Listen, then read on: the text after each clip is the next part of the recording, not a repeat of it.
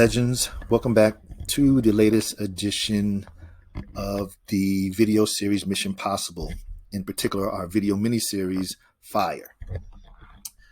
Now, this was another special request from some of my fellow drip tubers and influencers in the drip ecosystem. They wanted me to go a little bit further in the Fire series, in particular because they wanted to create a business. So I do what I do, take care of my legends, and I created this new video. This is the Fire video, of course, which is financial independence or financial intelligence and retire early series.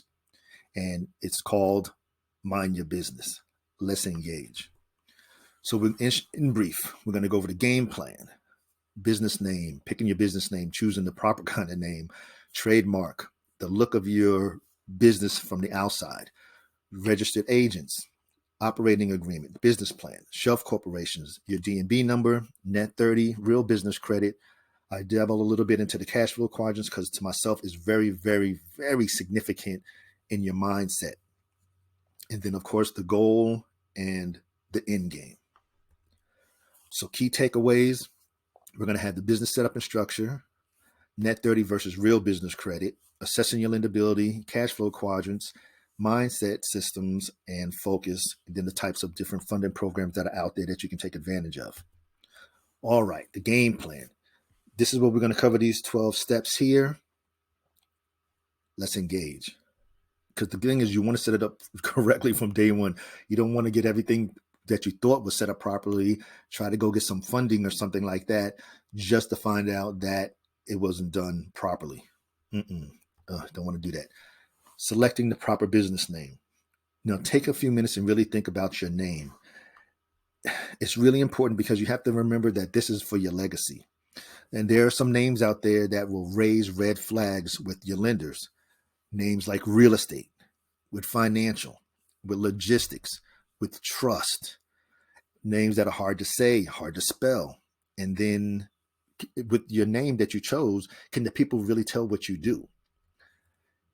And then should you use your own name in there? And then what happens if you sell the business? What happens with your name then? Because you're selling the business as your name. A good example is I have Legacy 7 funding. And I don't worry about it because it's not the entity that gets the funding. So that's why it's all right for me to have Legacy 7 is the name of my business. Then it's the time, this is where you're going to do your research. You're going to definitely search at your Secretary of State. No matter what your state is, that's where you want to begin, is the Secretary of State. You want to ensure that nobody already has the name. So, of course, we'll use Legacy 7 funding as an example. I got to make sure that the Secretary of State doesn't have a listing for somebody here that has the same exact name or really close to it. I don't want anything that's close to it. If I see, okay, well, we're good to go here. Now I'm going to go to the U.S. Patent and Trade Office and do a similar search for the same name. And like I said, if the last thing you want to do is get sued, trademark or service mark infringement, then you spent money purchasing shirts and business cards and flyers, and you had somebody pay somebody to create your website and all kind of stuff just to find out that, oh man, the name belongs to somebody else. So that's why this is point number one. Let's continue. Okay, now we're getting into the trademark, because now you've got your name, you checked your state, good to go. You check the U.S. Patent and Trade Office, good to go. Now, you need to protect it. I don't know. I don't understand. Maybe that's not going to say that the people are cheap. The people you have to really, truly understand how significant your name truly is. Because like I said, this is your legacy. So when it comes to the trademark, is a word or phrase or symbol that's a logo used to brand identity and differentiate a product. Like the Nike swoosh, that's its trademark. Then there's service marks out here. These are word, phrases, or symbols or logos used to a brand to identify or differentiate a service.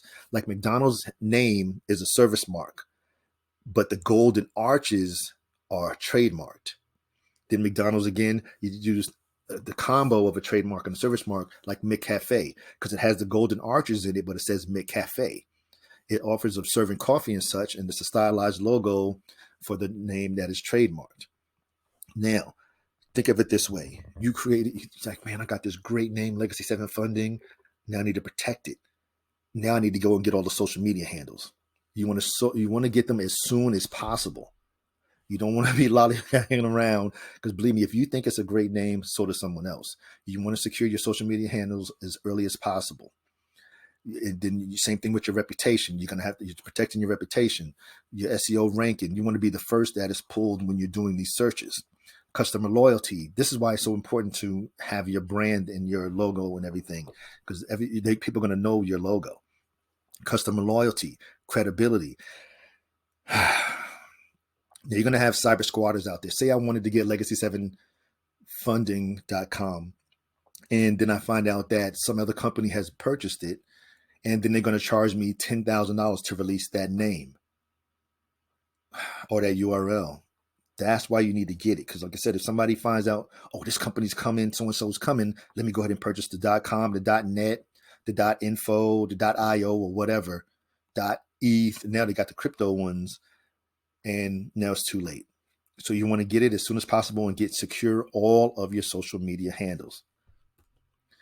Next up is, well, we continue with the trademark part, protecting what's yours. It's going to be less costly if you protect everything in the beginning, because you don't want to be sued. Then you got to pay for legal costs. They can be awarded monies that you already earned from using their name. And the biggest cost, like I said, now you're going to have to go rebrand. You need to create a new website, a new logo, a new domain, a new slogan, a new merchandise. And most importantly is your customer loyalty, because now they can't even find Legacy 7 funding no more, because it belonged to somebody else, and it's not me. So you don't even want to go there. Now, my trademark attorney is True Lawyer. She is located in Chicago. She was great. And this is her information here on the bottom left. You can choose whoever you want. I guess I could have done it myself. I just wanted it done properly. That's the only reason. And it's a business expense. You write the business expense off your taxes.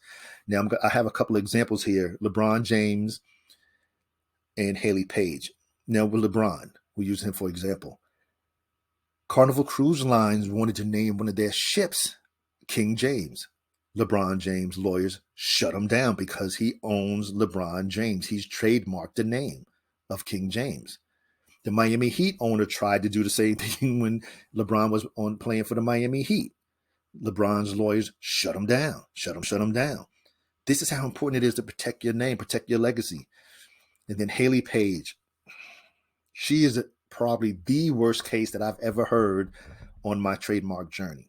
And why I say that is the fact that she cannot even use her birth name, because her birth name is what she used as she was a designer for the Couture, House of Couture, whatever company that she was designing the dresses for. So when they had a falling out, they took everything. They took Haley Page and her entire dress line or whatever, but now she cannot even use her birth name. That's how big it was. And like I said, they lost the use of her birth name, her logo, all of her social media handles. She lost everything. She has to use her dog's name in order to even go online, because she can't say this is Haley Page. Otherwise, she's going to probably get sued. This is serious, folks. All right, here's two examples that I would just refer to. The one on the left is the dressmaker can block designer Haley Page from using her own name. And then on here on the right, again, right there, LeBron James shuts down attempted trademark on King James. Carnival Cruise drops King James trademark application after LeBron's lawyers jumped in. It's crazy. Protect yourself. Protect what's yours. This is my legacy from me and my wife for our family. L7. We own that logo right there, the L7. And you see the guy has the R mark. It's just as hard to see when it's in the top corner of all the pages and everything. I paid, I think it was like $1,200 to get it trademarked. But hey, I'm protecting my legacy. That's why it's so important to me. And that's why I'm sharing it with you. Okay, this is what you receive once your trademark goes through. Legacy 7. And then it comes with different classes, the different classes. There are class 41 first used, and all of that other information there, the serial number. So now it is officially mine. It is registered. It is mine. And now what it protects because my wife used to have Legacy 7 consultants and did credit repair. So anything that's related to credit repair, credit restoration, credit counseling, business funding, personal funding, real estate funding, no financial services, no other financial education. And now, of course, with the crypto. So Legacy 7 Consultants, funding, crypto, Legacy 7 University, all of my legacy7s.coms and the TikTok, Facebook, and all those. And then we have some for the real estates. And then here, even my twins here had to get trademarked because even though it's a likeness of me and my wife, you still got to trademark it. Folks, you have to understand how deep this can get. And to have the attorney at True Law, she was great. I can tell you this, the initial report for Legacy 7 came back. It was 750 pages. I know I could not have done such an exhaustive search on my own. So believe me, I said, oh, I'd rather pay to play. That's perfectly fine. Let's continue on. Now, it's not for me. It's for your legacy. Frequently asked question, what is the number one mistake entrepreneurs make as a LLC? Answer, thinking that they own the brand. You don't own shit. Excuse the French. You may own it per se in your state, but in the next state over, somebody can get that exact same name and use it. And like I said, thinking that they own your brand and you don't. An LLC is a legal structure admitting you as the business owner from being personally liable and suable. You can only get ownership of your brand through a trademark process. Protect your brand like you have just protected yourself with insurance. Same thing. Now, the symbols, you just can't frivolously throw these symbols up on your name either. There's the trademark symbol, the registered trademark, and then the copyright. The little TM is used to let people know that, hey, today it's April 1st. I already applied for my trademark. So you can use that. It's almost like trademark and waiting. Then you move to the R. Use that on your website, header, your social media bio, your logo, slogan, after you have got it registered. It means it's already official. Then, of course, your copyright. In the footer of a website, at the end of the blog, you can put your copyright in there because that's your information, that's intellectual property. Now, the process is long. You're talking anywhere from 8 to 12 months, and that's just about exactly how long it took, about a year. But she was great. I got updates weekly or every couple of weeks. It would say, this is where the case is at. This is where the case is at. This is where the case is at. Boom. Your case is concluded. You now own it. Like, all right. So there's a comprehensive and in-depth trademark search and the opinion letter. Then becomes your application, then office actions. Then from there, the publications in the period for opposition. So if there's somebody else out there that wants to object to it, I don't know. Then boom, here it is. You have your registered 12 trademark. All right. Enough with the trademark. Now, the look. You want your business to look professional. So whether you do it yourself or you hire somebody from Fiverr or whatever, you want to look professional. You want a professional business address. You can use the virtual addresses out there, or you can use real ones. Like Regis provides real, true addresses. You can have an office there with a secretary. You can go there and host meetings or whatever you want to do. Then you have the virtual addresses, which are maybe $10 a month, and it's just the address. So it really depends on the type of business you want to do and just how professional you want to look and how much you really want to spend. So like physicaladdress.com will provide you an address, and it's like $10 a month. Your phone number. Don't be getting no fake Gmail phone number. Get a real number because the banks will call and check. So get a real 800 number, or you can use a local number. You can use Grasshopper, which is $9.99 a month, or you can use Freedom Voice, which is $9.99 a month as well. But get a real number. Don't be trying to be cheap. You want to look professional. Email.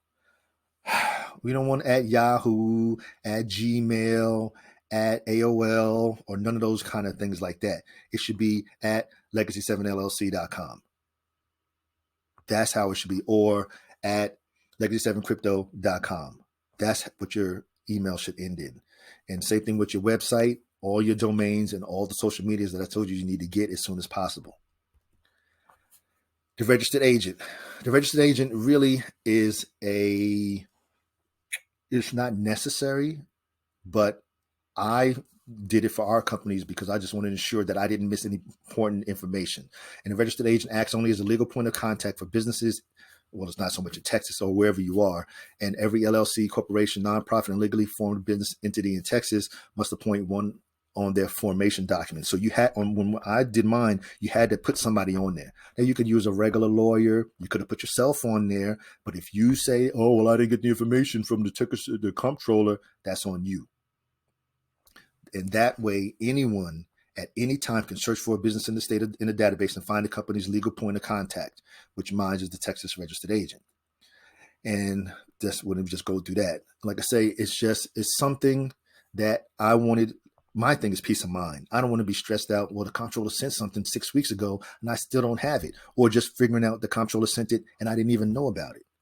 So that's the difference. Then, like I said, this is the Texas registered agent. It's $35 a year. So for that peace of mind, $35 is well worth it. Like I said, then you can write it off your taxes. Now, the registered agent, the benefits. There's a lot of benefits to it. Like I said, once you receive an important document, they notify you and you just take it from there. So you can go through this, pause for the cause. I'm not going to read all of this, but there's just a lot of different benefits for the registered agent. Now, the question is, do you really need one? Okay, say it's summertime and you're a teacher and you go away for 3 weeks and an important letter comes the day after you leave and it's time stamped and you only have 2 weeks to respond. What are you going to do? That's the scenario that you have to think about. So to me, the agent is useful. Like I say, because the agent has to be there during normal business hours. It must be in your same state. And why use one for one's privacy, especially if you're a home-based business, you can use the agent's address. The next one is one location for all your business docs. So everything from the Texas Comptroller or the Secretary of State goes to my registered agent address. Now, if you move, you don't have to change the address as long as you're within the same with the Secretary of State. Okay, now we're going to go into the operating agreement. In Texas, it's not required. Some states require an operating agreement. However, we created them anyhow to protect ourselves should something happen to me and my wife. Now, some lenders are going to require it, but the benefit of having the operating agreement is the fact that it's going to show the officers, it's going to show the positions, it's going to show voting, who can and who cannot vote, contributions, who put in this much money into when the business started, as so that everybody knows and it's documented. Distributions, okay, well, we make this much income and this is how it's distributed. Adding and removing members. Well, if I want to take this member out, this is how we're going to do it. If you want to add this new member, this is how we do it. Dissolution of the company. If you say, okay, well, we're going to end the company right now, it's going to say, this is how it's done, by everybody getting their money that they put in, and then the company's dissolved. Then you can customize it to cover certain expenditures that you're going to have each month or however you pay it, such as childcare, auto payments. So you created your LLC and in your operating agreement, you said, well, it's going to cover daycare for your children at this amount, or this portion is covered by the company, or however you want it. Of course, consult with your legal representative, your lawyer, or your CPA. This is not financial advice. I'm just telling you the different options you have. Now, like I say, inside of your agreement, you can do charitable deductions, cover your healthcare insurance for you, your employees, and your dependents. You can cover disability insurance, reimbursement of mileage on your auto. You can hire your kids once they're 12 years old and have them work for the company, wash your vehicles, doing paperwork, filing, and so on and so on and so on. Then the bonus, you can even write into the bylaws that, like I said, the cost of daycare, and use pre-tax dollars. But like I said, consult with your CPA or your lawyer to structure your bylaws properly. You always want to do everything legal. You don't want to be getting in trouble. All right, the business plan. Your business plan, just like in crypto, which is like your white paper per se, or your roadmap. It's going to provide the direction for you on your milestones and your goals. And it can cover anywhere from the day you start up to 3 to 5 years going forward. There is no incorrect way to write the business plan. You write it the way you want to write it, as long as you can understand it. Another good reason to have it is say something happens to you, and say you're married and something happens to you, your spouse can go look at the business plan and say, oh, okay, they wanted to expand to here. This is how this was done. This is why they picked this location, and so on and so on and so on. Now, it's just a few of the items, of course, 7 that's in the business plan is your competition. The bank wants to know your competition. You need to know your competition, because this is not just, you're above all others, especially if you're brand new coming into a competitive field. The timeline to milestones and goals will say, okay, well, we started here. We want 7 franchises in 7 years. Future expansion, just like I said, the use of funds. Okay, if we get this $150,000 from the bank, the funds are going to go here. This much to marketing, this much to the fix up of the location. This is going to go to new equipment. This is going to be whatever. It's going to tell you the dispersal of funds, how it's going to be spent. But of course, number 5, which is most important, the bank wants to know how you're going to pay those funds back. Yeah, you got the $150,000. How are you going to pay it back? Well, we're going to pay back this amount each month based on this. How are you going to handle risk? Oh my goodness. Look at it this way. If your business that you're thinking about creating could not have been running in June of 2020 when the 19 was here and people didn't go anywhere, didn't travel, didn't go to work, everybody was home, you might want to rethink your business. That's one of the biggest risks is, say we have another pandemic and something happens, how you're going to handle it and how you're going to be able to continue to have income coming in. Then you need to know your demographics. Say, well, I'm going to do go-karts, but you're living in a community of a bunch of seniors. Who's going to drive the go-karts? You have to know your demographics. You need to have some young folks there, not just, snowbirds or whatever they call them that are there, that are retired. They're not going to be out here driving go-karts. So you need to know your demographics. And then and that falls right into the need of services. Is that something that's really needed in your community? So those are just some of the things that go into the business plan. Ooh. Purchasing a shelf corp. Shelf corps can be useful on one end and just a waste of money on the other end. Meaning, normally to get a shelf corp, it's going to be $1,000 per year. So now it's 2023. A 10-year shelf corp is going to cost you $10,000 from 2013. Now, if the older than 2 years really serves no purpose. So going back all those years, it just doesn't serve a purpose at all. I'll explain that deeper in a second. Now, should you decide to purchase the shelf corp, you need to have tax returns and you need to have the bank statements. Why? Okay, then you purchase the shelf corp, you go to the bank to get some funding, and you say, okay, well, I've been making $1 million a year for the last 10 years. Okay, prove it. Let me see your tax returns. I don't have them. Let me see your bank statements that showing the deposits going in of $1 million a year. I don't have it. That's useless. It's worthless. The banks want to see the business's financial in order to give out the funding. My recommendation is on that, like here in Texas, it's easy to do an LLC. It only costs $300 to set up an LLC. You can pay an extra $25 and get it expedited in 3 to 5 days. Boom. You're done. So like I said, instead you can create multiple entities now that you have the ability to let it age on its own. So if you know that this is something you want to do when you fire, you can say, well, I'm gonna go ahead and create my LLCs now in 2023. I'm not gonna open up my business until 2025. That 2 years is perfect. That's the perfect kind of age you need. That 2-year time frame and time lapse can give you a higher projection when it comes to getting your business funded. I'll talk about that in a second.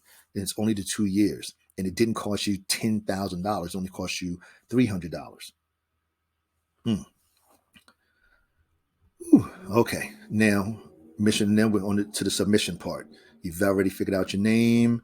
You got everything done. You already submitted your name and everything to your trademark lawyer to get your name trademarked. Now, so you want to download your documents from the Secretary of State, complete them, submit your payment. That takes care of the LLC. Now you need your EIN.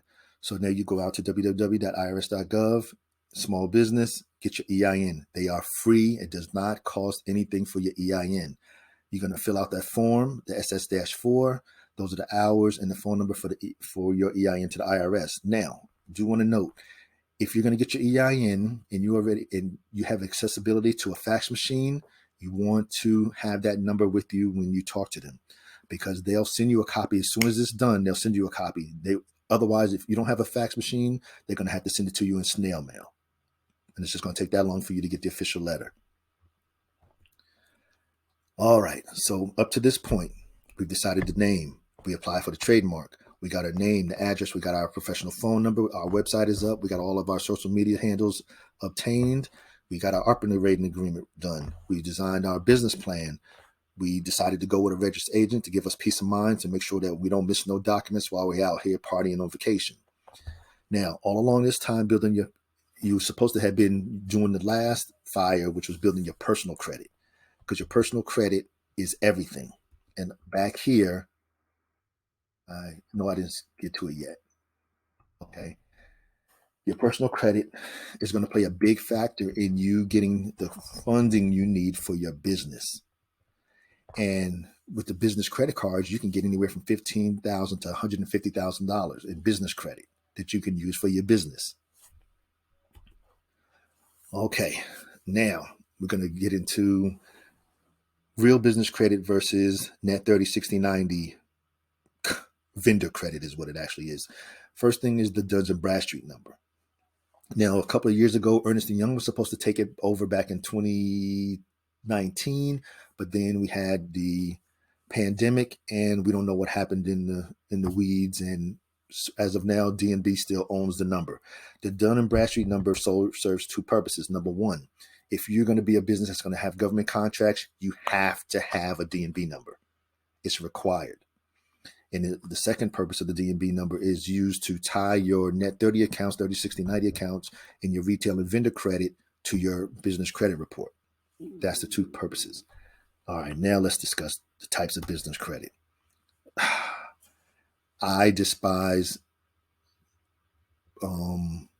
vendor credit. It's a waste of time and it's a waste of money. Let's engage. This is the difference. You have real business credit on the left, retail vendor credit on the right. Real business credit is going to come from a bank, from Chase, Wells Fargo, Bank of America, Citibank, your local banks, your local credit unions, your national credit unions. The retail and vendor credit, Uline, Quill, Granger, all those stores you can buy today and pay later. That is not real business credit. I don't give a damn who says it is. It's not even necessary. And of course, like I said, the net 30 accounts are nothing but pure vendor and retail credit accounts. And it's not necessary for you to get Quill, Uline, Granger, and so on, fuel cards, Home Depot and Lowe's. It's just, Oh, and another note, I want to make sure you understand what personally guaranteeing. When you personally guarantee, say for your business, you're signing as your name. So like for Legacy 7, I say, okay, well, I want just $150,000.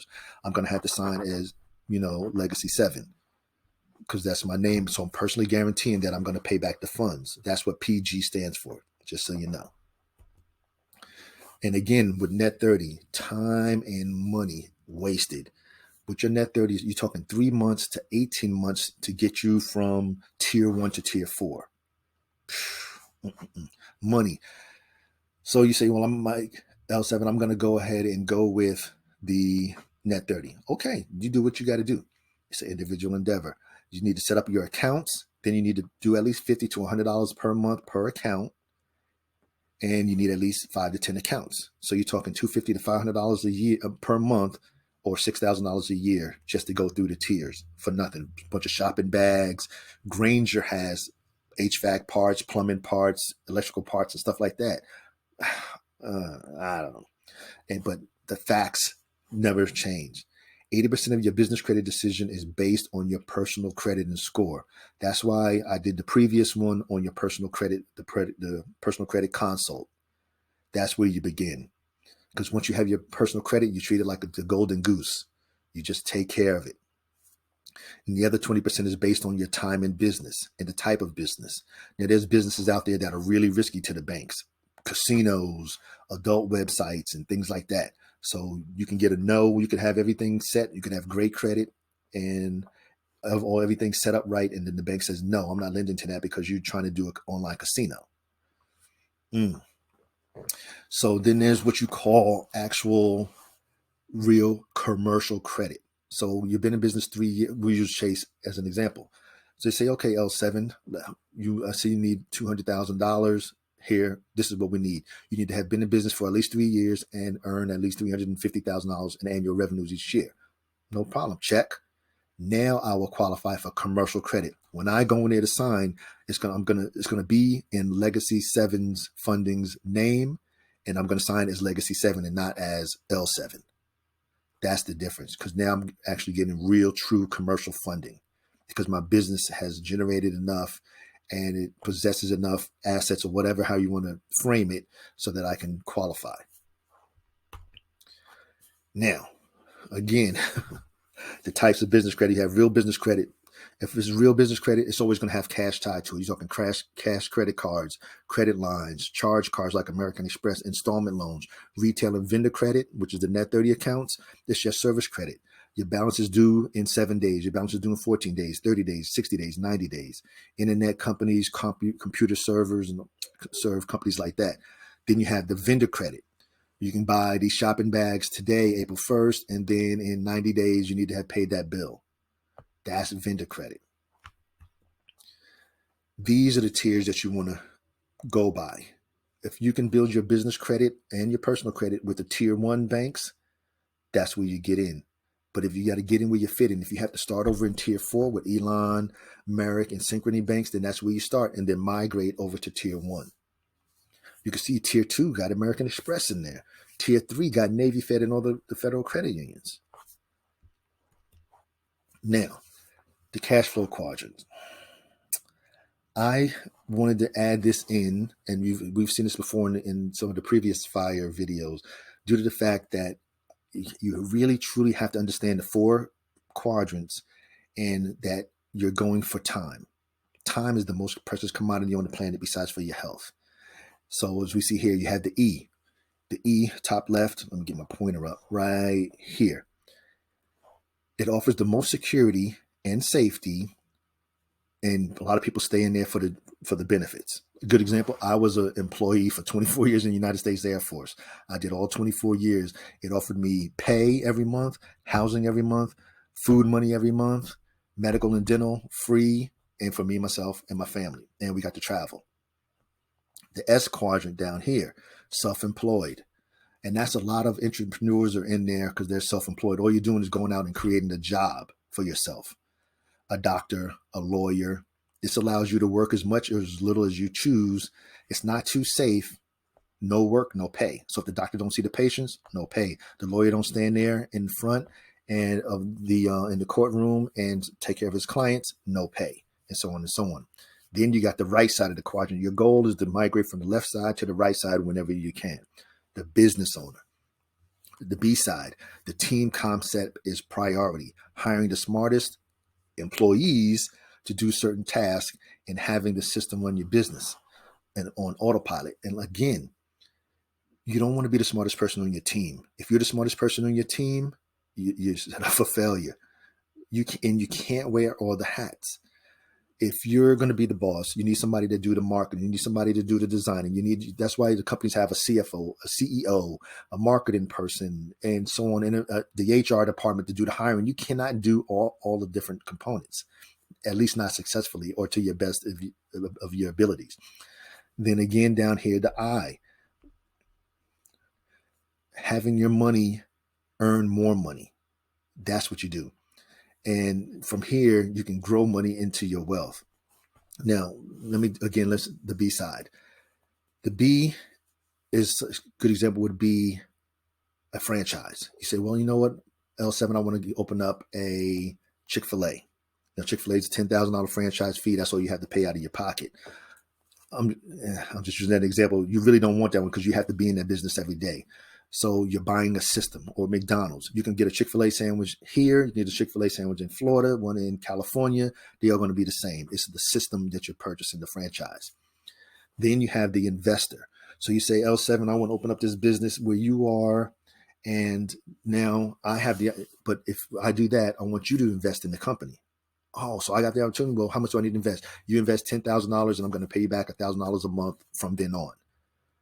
So I get to invest because now I get to use other people's time and other people's money. So of course the I is the ultimate of quadrants that you want to be in because you can be an investor and don't have to do anything. Yeah. And that investor is great example of that is the animal farm. You take the animal farm, you take your pigs, put them in the pig pen, you earn BUSD and pigs every single day, and you don't have to do anything. Same thing with the dog pound, either one of the pools. You can go into the linear or the auto compounding pool. You put your dogs in there. Each day, you're either going to earn BNB or BUSD. That's being an investor. Let's continue because I'll be just rambling. And like I say, the most important thing that you have to remember out of the cash flow quadrants is time. Time is the main objective, is to gain back your time, time for your family, time for your friends, time to travel and see the world. It is the most precious commodity on the planet. Once it's gone, you can't get it back. I don't give a damn. Jeff Bezos, Elon Musk, all them rich people can't do a damn thing. Tell them to buy some more time. They can't. In the time going into the cash flow quadrant, it's not creating other income streams that's going to require you to trade or forfeit more time for money. If that's what you're doing, you are working backwards, because once it's spent, it can't be recouped or you can't get any more. Your mindset and the state of mind. There's a certain time to work in each of the quadrants, as well as a certain time to cross over to the right side. So the younger you are, but in this day and age, you can almost start in the B and the I side. In your wealth, wealth is truly created in the I quadrant, like I just said it. There's no matter where you want to start, that I is the ultimate goal. No matter where you are, your goal is to buy back your time, not place it for sale. To be on the right side, to be able to leave your job for a month or your business for a month and still generate income. That's when you have a true business owner. Good example, like there's 3 McDonald's here, just say 3, and that owner is not in the McDonald's. That can be on a cruise out in the Caribbean and they still getting paid. That's a true business owner, because he bought the system, and each of the 3 McDonald's got a manager in it and the whole team. Somebody on fries, somebody, the cashier, and so on and so on and so on. And the risk, like I said, you always want to increase your knowledge and reduce your risk. And of course, now once you get to that B and I side, you want to not owe any debt, or at least amount of debt. And then you have to be able to distinguish between good debt and bad debt. If you go into debt per se because you bought a franchise or you started a business, that's fine. That's not the same as going out here and running up your credit cards or going out here and getting an auto loan and stuff like that. That's the difference between good debt and bad debt. Or you say, okay, I'm going to invest in this rental property. It's a 6-plex, and I'm going to generate this blank, blank, blanks per month. That's good debt. Please be able to understand that. You need to be able to distinguish the difference. Now, you watched the previous video on the personal credit, so you got your credit good. Now you're ready to get some funding. So now I just want to give some examples of 7 different funding programs that are out there. So no matter where you fit in, like I said, you always get in where you fit in, you can take advantage of the business credit. Now, if you have good credit, good credit, this is how it figures, is that at least a 680 or higher, I say a 700 FICO score and higher, at least 2 to 3 credit cards in your name, no authorized users. Authorized users, like I did for my son. When he turned 13, my 20-year-old, I put him on all my credit cards, American Express, USAA, whatever. This helped him build his credit. Those are what you called authorized user accounts. They do not count for business credit. They're fine for personal credit, not for business credit. So let's back again. So at least 700 FICO score, 2 to 3 credit cards in your name, not authorized users, at least 2 to 3 years of age, at least $3,000 minimum in credit limits. Limited inquiries. When you go to get some funding, the bank don't want to see that you went to Citibank last Monday. On Tuesday, you went to Chase. On Wednesday, you went to Navy Fed. On Thursdays, you went to Bank of America, out here searching for credit cards. That's not how you want to do it. You need to keep those inquiries limited. Now, if you have a mortgage, that's a bonus. If you have a car loan, that's a bonus. Now, if you have a mortgage payment on there, and then you know how the mortgage company or the car auto dealerships run your credit, those are perfectly fine. Those won't hinder you from getting your business funding. But again, as you see, high yellow, no authorized user accounts. Now, say your credit's not good, but your business partner's credit good, or your spouse's credit is good. You can use them to qualify. It would just be their name that would go on the credit application instead of your name. It could be a family member, friend, your business partner that meets the same standards above as good credit. And their name will need to be on the LLC documents as well. Then there's the business revenue. Say you already have your business and it's up and running and you need to expand. There you go. Or you were one of those people that retired or quit working back in the middle of the pandemic, and you have some money sitting around in your 401k. You can use that money to fund your business. And you know, for my legends, it's always about options. So this gives you 7 options. Now you have some real estate equity. You have at least 75,000 in there. You can use that as well to fund your business. Or you have some stocks that's valued at least that, and they cannot be penny stocks. They need to have at least $5 of share per $5 of value per share, and you can borrow against those funds. The 7th one is a merchant cash advance. This one is really for like the restaurants out there that are already in bad shape. You can get funding to help you, and funding and help to get you out of that situation. My goal, of course, is always to give my legends options. It's always options, options, options. So any of those 7 scenarios you can use to get your business funding. But the first really, really, really important is you need to have a goal for the funding of this business. You need to really think through the business. Like I said, if the business couldn't run of June of 2020, it's the wrong business, because everything was closed down. Nobody was traveling. Nobody was driving if you wanted to do Turo. Nobody was traveling if you want to do Airbnb. So if the business couldn't survive back then, you need to rethink it. And I guess that's it. Yeah. I don't know, I'm going to keep, because I'll just continue rambling about the business funding. Now, your goal. You structured your personal credit properly. Now your personal credit is 700 plus. You have your 2 to 3 credit cards in your name, at least 2 to 3 years of age. Now, let me stop there. There is people out there that have a 700 plus credit, an 800 plus credit score with a JCPenney card. You're like, L7, how? Due to the fact that they've made the payments on time, they've used the card, every time they go shopping, and they pay the card off. So they can have it, but that's a weak 800. It needs to have some oomph to it. It needs to have some guts to it. That's why you need at least 2 to 3 personal credit cards, at least 2 to 3 years of age. And that's why the mortgage help, if you have a loan, an auto loan that's paid off, those are the pluses for you when it comes to business funding. Then you set up your business properly. You got the proper name. You did your search. You formed your LLC. You got your operating agreement. You got your registered agent. You got your business plan. You obtained your EIN from the IRS. You got the phone number, the address, the email, and all your website. You got all your social media handles, and you trademarked your legacy. You are ready for business. ENDGAME. This is it. The business credit cards are probably the easiest of the business funding to get. That's why I use this as the example. Now you're ready. There's companies out here that can do this for you or to assist you, and you can get anywhere from $15,000 to $150,000 in funding like that. As well as you're going to get 6 to 12 months at 0% interest rate. And your fee is going to be from anywhere from 7.99 to 9.99. So say you got $100,000, then you got to pay $9,900. We'll just round it to $10,000 in fees. Now, but wait. So to pay the fee back, you can use the bonus points from those particular cards that you receive to pay towards your fee. Good example. You got the $10,000, you got the $100,000, and you need to pay back $10,000. So you say, well, L7, I want to apply 2,000 to each card, and then you take those 2,000 points and you pay back some of your fee. Now you only owe 5,000 in fees. So there's different ways to go about it.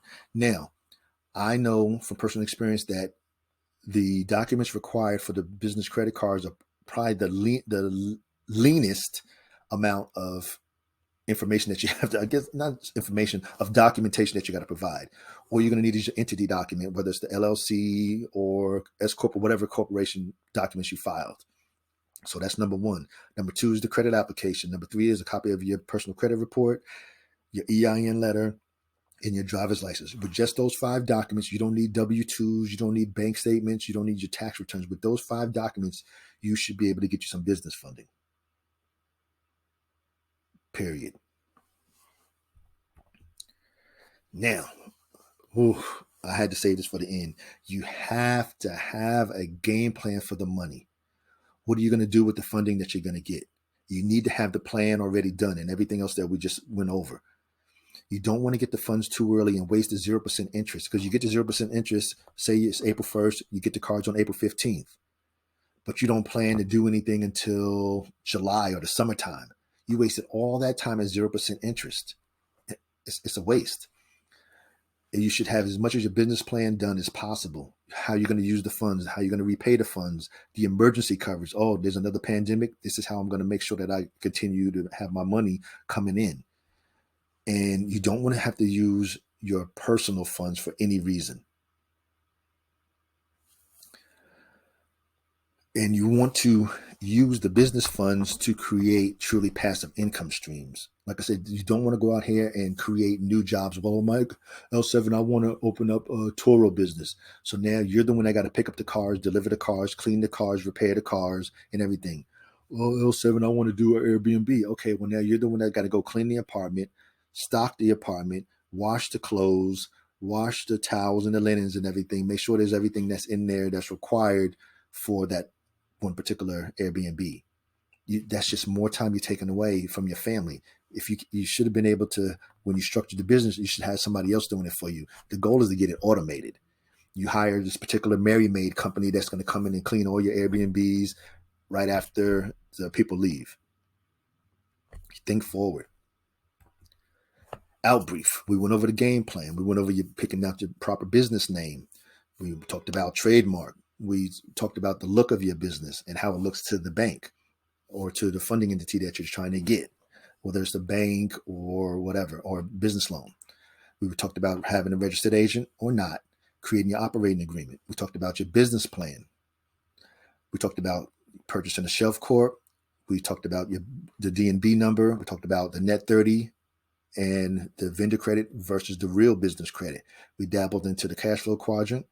We talked about the goal, and then, of course, the end game. Now, note, this is for inspiration. This is for informational and educational purposes only. This is never intended as any type of financial advice, because I am not a financial advisor. I'm just here providing edutainment and everything to help my legends do what they need to do should they decide that they want to go and create their own business and fire on that side. That's it. So please like, share, comment, and subscribe. And to all of my legends, do what you do. Yes, hit that like button and engage.